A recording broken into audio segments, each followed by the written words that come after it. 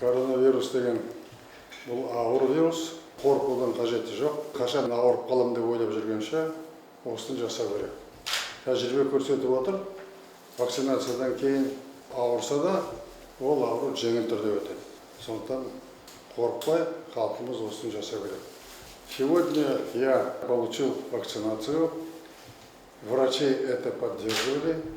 Я сделал российскую вакцину «Спутник», которая производится у нас в Казахстане.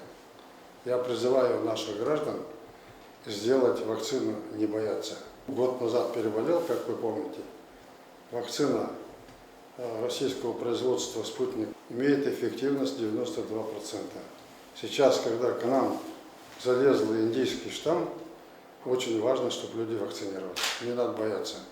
Я знаю, есть фобии всякие мнения. Но, конечно, те, которым врачи скажут позволительно, что у него нет каких-то других заболеваний, которые могут вызвать побочные эффекты. Проверяется, я призываю сделать ради здоровья. Это необходимо, все равно придется делать, чтобы потом не жалеть. Ну что сделать? Такое время живем. Так выпало на нашу долю.